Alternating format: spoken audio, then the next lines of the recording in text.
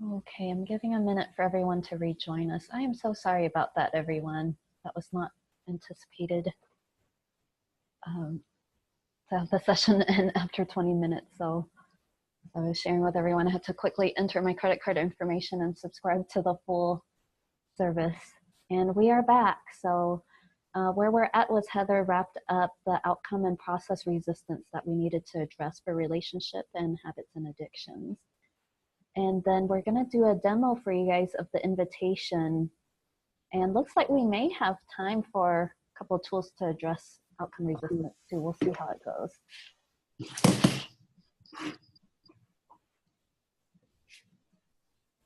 Okay, so we're just going to demonstrate the invitation. Heather already did go over the importance of open hands, and then I'm going to do the tools for process resistance. Okay, you ready, Heather? Yeah, go for it. Can everyone hear me okay?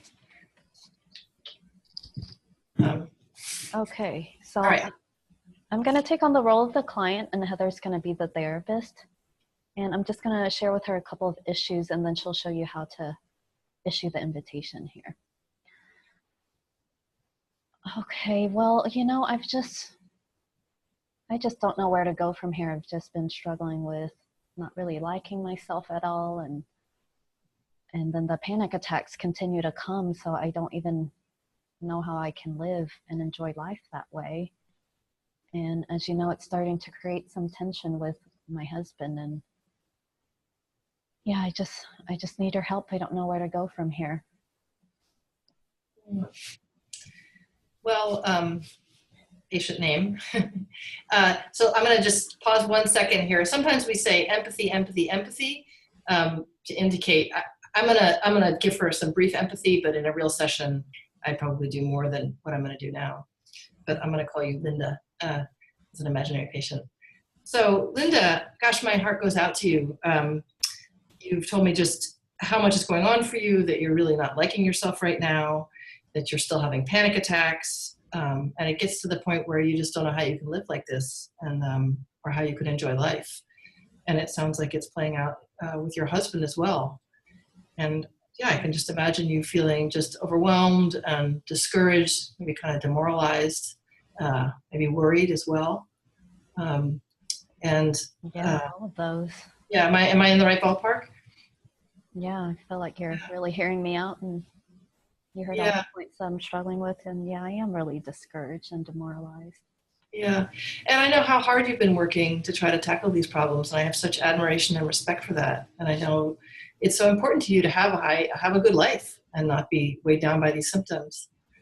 And I'm wondering, is this a time when you'd like to roll up your sleeves and maybe get to work on one of these? You've mentioned a number of problems that I think we could really dive into, and there are these really powerful tools that TEAM-CBT has that we could work hard, and I think you could experience a dramatic improvement in symptoms, whether that's be in terms of self-esteem issues and liking yourself better, getting a handle on those panic attacks, or working on things with your husband. So I'm wondering, is this a time when you'd like us to work on one of those problems? Or maybe there's something else entirely that you haven't mentioned. Or maybe you're just wanting to be able to talk more and get some more kind of support from me and understanding and a chance to tell me a little more. I'm wondering what sounds good to you at this point. You know, I really want to work on the panic attacks, because I think if I work on that, then I'll like myself more, and we won't have as much tension with my husband. That sounds awesome. I really want to get over those. Great. Okay, so we'll pause there for a couple of teaching points, but I saw Roberta raised her hand. Did you have a question, Roberta?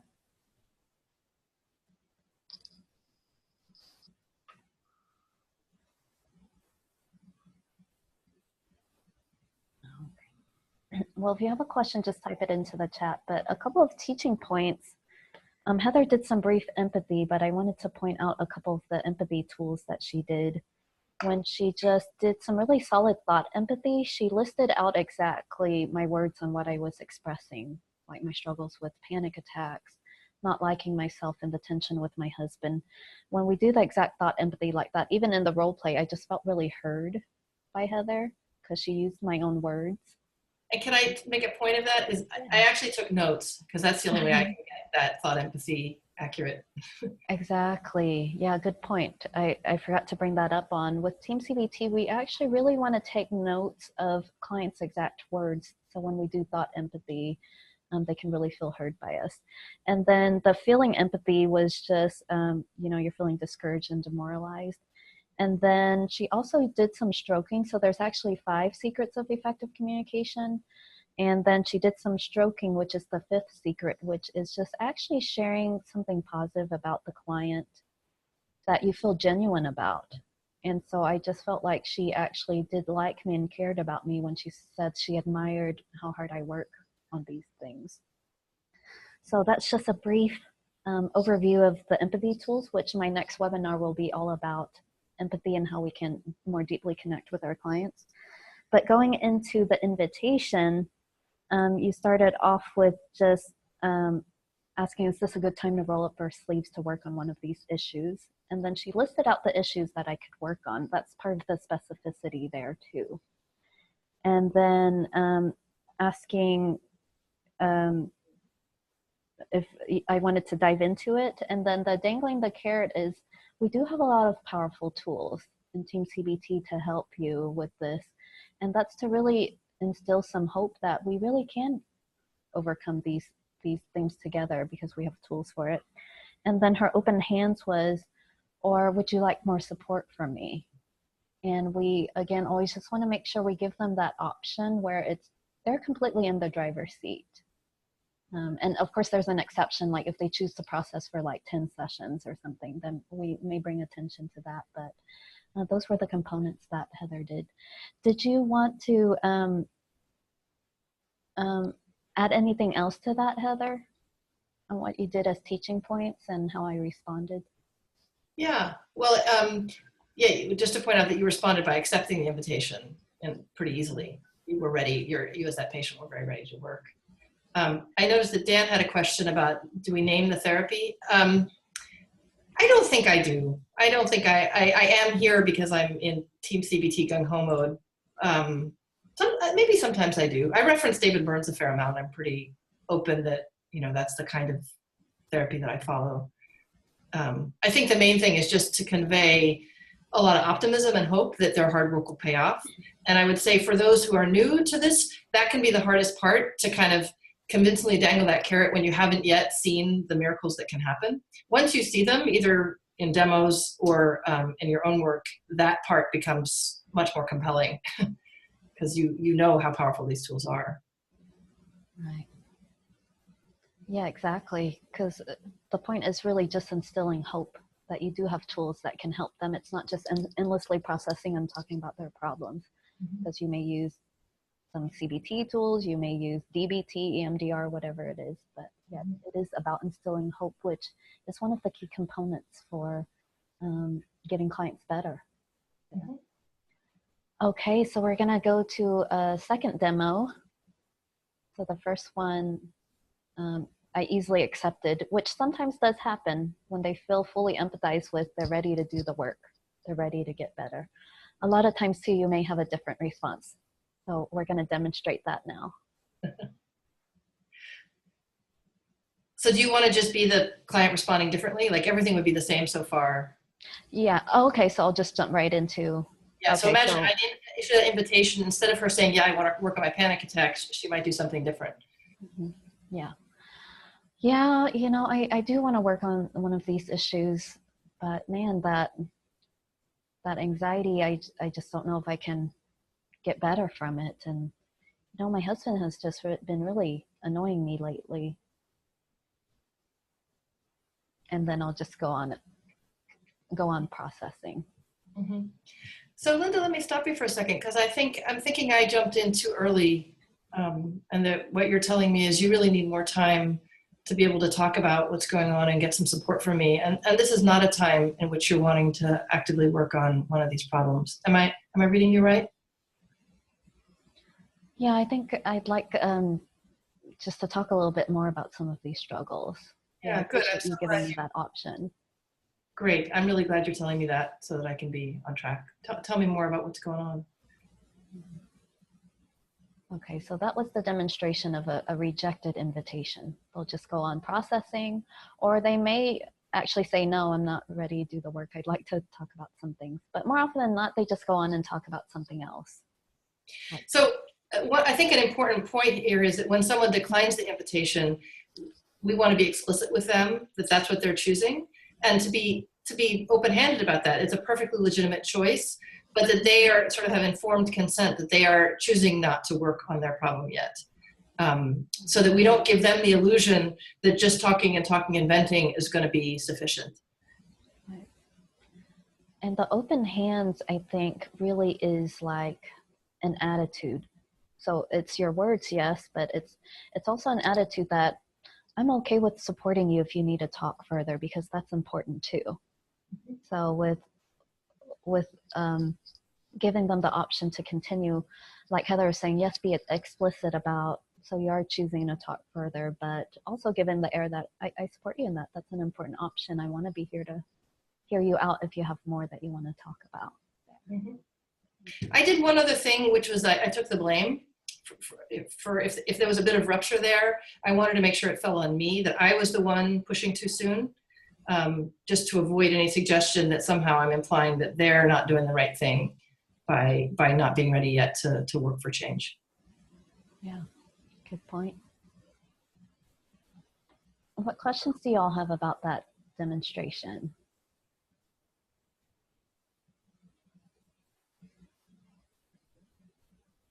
Bernadette says that was very smooth, Heather.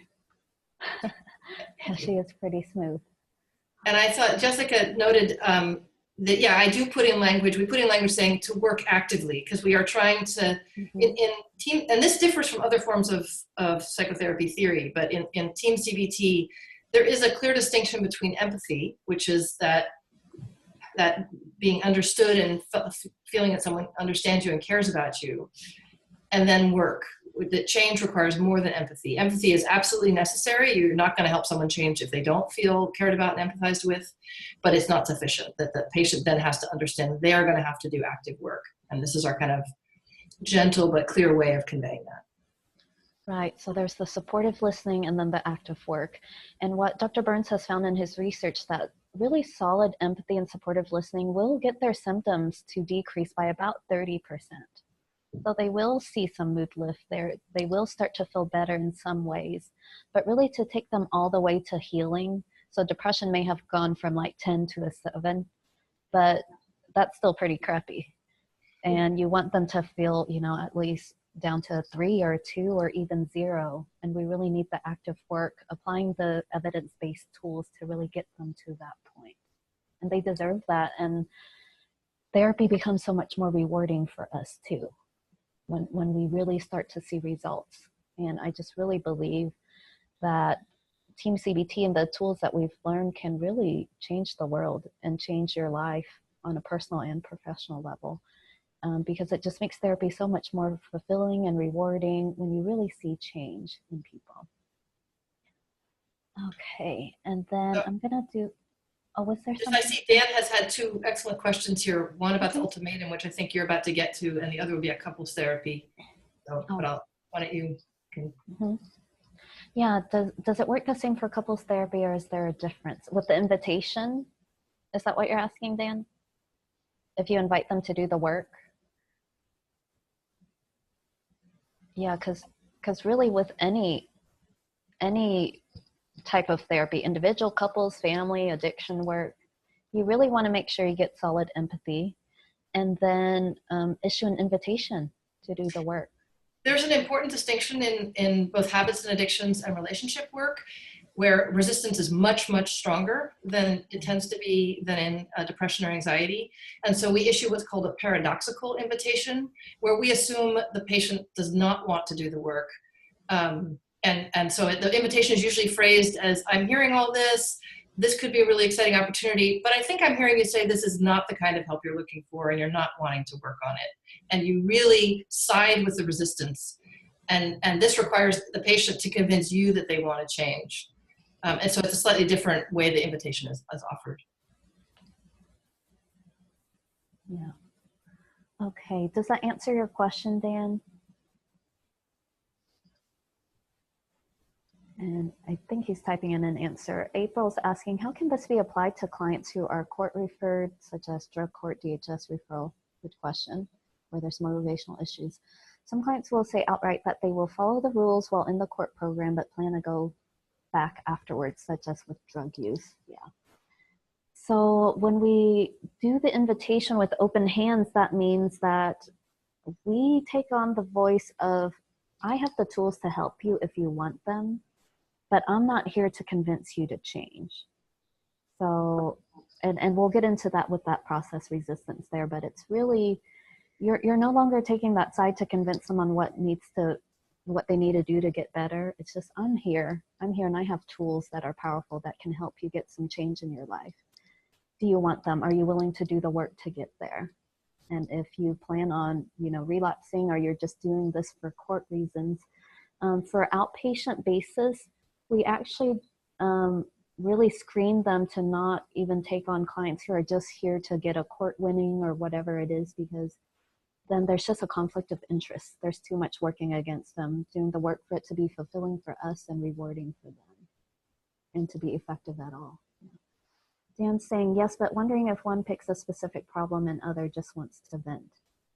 Oh, that's when you're working with couples there. Yeah. That's a good question. I'm thinking of the couples that I'm working with. And if one still wants to vent about something, I'll also continue empathy with them until both are on board, or we may have to address it if it's like venting for several sessions with a tool called changing the focus, which is advanced empathy. But for the sake of this training, I'm gonna go towards the motivation step right now. Okay, so for process resistance, so there's lots of different tools for outcome resistance, which I've shared in the previous trainings. But for right now, we're just gonna go into process resistance. Again, they may or may not want the change, but they're not, or hesitant to do the work that's required to get better. And so these are the tools that will help with process resistance. And the first three tools we call the carrot sandwich, because the gentle ultimatum is what they need to do to get better. And dangling the carrot is just kind of instilling hope and kind of sharing what a joy this journey would be if they choose to work with you. So I address process resistance right from the phone screening. So I want them to know from the beginning what to expect in order to get therapy to be really effective and for it to work with them.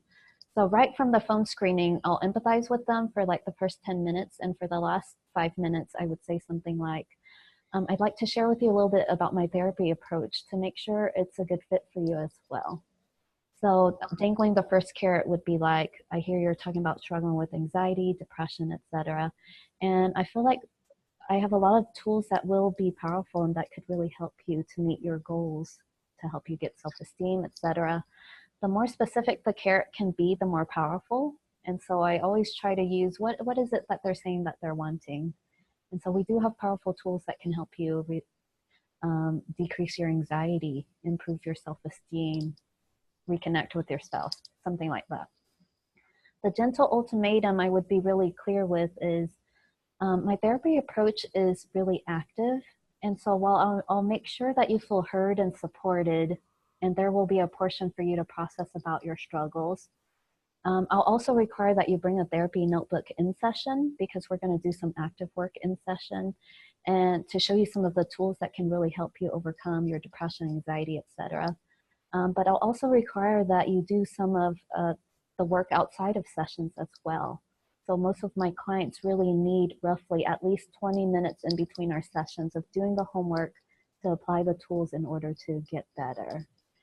And dangling the second carrot would be like, and if you're on board with this and if this works for you, it'll be such a joy to see you, it'll be such a joy to work with you and to see you get to a space where you're feeling so much better. And so on the fallback position, I would say something like, do these conditions work with you? And I could understand when you're overwhelmed and you're dealing with so much already. Asking you to do active work and homework could be a lot. So that's kind of a a paradoxical way to do the fallback position, but it would also be like, and if it doesn't work for you, I'll be happy to refer you to someone who does more of supportive listening and does more of that kind of therapy. And open hands is, and I support you either way, because I know, you know, life is throwing a lot at you. And if this is too much right now, I will really support you either way. And we'll be more than happy to find you a therapist who is a good fit for you. Something along those lines is really what I address at the phone screening and really throughout our therapy together whenever process resistance comes up, like this week I've been too busy, etc. I would then talk about the carrot, that it's really important if they want recovery to do the work, fallback position, maybe to refer them out or to work on a different problem. And then again, open hands. It's the attitude of, I'm not here to convince you to get better. If you want these tools, I'm here. But if you just want supportive listening for 10 sessions or 40 sessions, then that's not really the approach that I'm offering. Okay. All right, what questions do you have there? Anything else to add, Heather? On addressing process resistance?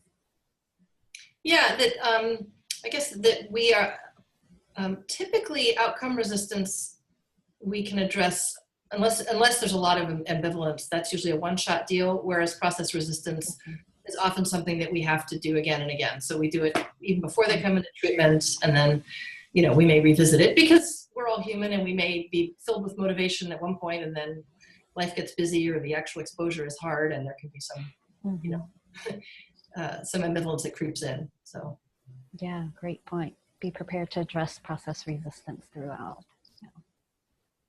Okay, Dan's asking, how often do clients say no thanks, refer me out? Honestly, so Dr. Burns has, when he started to do process resistance, he worked at a clinic and they had over 700 clients. And when they did like a skillful dangling the carrot and using the words of getting the goals that they want, but you got to do the homework, only 7 out of over 700 people asked to be referred out. And I honestly have not had someone that just said, oh yeah, refer me out. They may just say like, you know, give me a couple of sessions and then I'll get back to doing the work or something like that. I have had a couple of clients from the phone screening say, you know, I may not be ready for that, like emailed me later, but more often than not, if you do a skillful carrot, instilling that hope, and you got a plan for them. So with the gentle ultimatum, I may even say, you know, these are the tools that I have with anxiety. You're going to have to do some exposure. And I've seen people just really be liberated from anxiety or something like that. They're actually excited and on board more often than not, is what I see. Is that what you see as well, Heather? Any other thoughts on that? Yeah. So I have a psychiatry practice, and a lot of people come to me without any clear idea about what kind of help they're looking for. And I think it's exciting to be a psychiatrist in that position because often I can suggest that they do therapy before trying meds if I think that's appropriate. But so it's a pretty unscreened population and unsophisticated population in terms of what help they're looking for. And I have all spectrums. I have some people who are relieved at the idea that I'm going to require homework and are really excited to work actively. And I have a number of people who decline it. And this avoids the mistake I used to make, which was sort of dragging people into therapy who didn't want to be there. And that was a burnout for everybody. Yeah. Well, great questions. And we're really just scraping the surface here. Dr. Jill Levitt, who is the director of training at the Feeling Good Institute, is doing a 4-week training just on agenda setting. So you can see we're just scraping the surface. But we wanted to introduce you to some of the tools that can be pretty powerful to helping with resistance and increasing motivation here. Okay. Oh, thanks, Jessica. She said, so cool. Thanks so much for the training. On average, how many sessions do you work with one problem? It really depends on the client and how quickly they're willing to do the active work. The fastest I've seen a person get better in my practice is 2 sessions where they just worked really hard on doing the homework every day and it just clicked with them. And another woman I'm seeing, the longest one right now, is approaching her year. So a problem at a time, though, probably roughly, depending if they're willing to do the active work, maybe 1 to 2 months on the problem. On average, I see people for about 3 to 6 months there. And that's pretty typical for us as team therapists. Okay, so if you're wanting some more training, some more thorough training where you can really get to practice, because I really believe the key in getting a lot of these tools is practicing it and getting feedback. Both Heather and I do one-on-one training to help people really practice the tools, the methods, the empathy skills, and specifically agenda setting. But I'm having a TEAM-CBT one-day training that will offer 6 CEUs this coming March the 22nd. It's a Friday from 10 to 5. And there will be tons of tools, tons of practice. And if you're willing to be open and vulnerable and get feedback, my promise is that you really will get something that will change your practice and make you immediately more effective in helping your clients get better. And you can just go to my training website for more information about that. I'm going to type it into the chat. For those of you who are needing the CEUs again, when you sign out, if you would also enter your full name, and then that will allow me to send out those certificates for you. And I'll also give you a feedback form, so if you would complete that first, then I'll send out your certificate. Other resources, if you're not wanting more intensive training right now, is, so I said there's my Facebook group that you can come in and get discussion questions answered. Listen to the Feeling Good podcast. I think they're really good. They're a free resource, so there's nothing to lose. You can download them on any Android or iPhone and just type in the Feeling Good podcast, David Burns, and they're a great introduction to a lot of the tools. My favorite ones are the live sessions that he's done to show you from beginning to end, empathy to methods, and then some of his role play podcasts are really awesome. And then the TEAM-CBT ebook, you can go to my resource page, teamcbttraining.com/resources. I just linked the ebook there. You just order it directly from Dr. Burns. I don't get anything for it. I wish I did. I just believe in it as a resource, and I think it can truly be life-changing. Anything else before we wrap up for today? Any last thoughts from you, Heather? No. Okay, very informative, interested in learning more. That's great. We love when people want to learn more. I just want to spread it far and wide. And I just really want to thank Heather as well for joining us. As you know, doctors are busy, and she just took an hour out of her day to do this for free, because that's just the kind of person she is. So thank you so much. I like Diane so much and think she's so awesome. So. I appreciate it. Jessica says you rock, Heather. That's true. Thank you. Good information. You'd like to learn more. That's so great. Yeah, you can just go to my training page to get more information. And I appreciate your time. I'm so sorry for the cutout in between, but it still gives us 50 minutes of training with that 10 minutes of me needing to subscribe to Ring Central. So you'll get your full credit for your CEU there. Okay. All righty. Thank you so much, everyone. Have a great day, and look forward to connecting with you in future webinars as well. Bye, everybody. Hey, Tayan, I'm just noticing it now. I got another thing saying meeting time has 9 minutes left. That's so weird. I'm going to have to call them and see what's going on, because I paid. I promise I paid to put in my credit card number. That was crazy. Yeah, I'll call them and see what's going on with that. Thanks, right. Heather. Thanks. Okay, take care, everyone.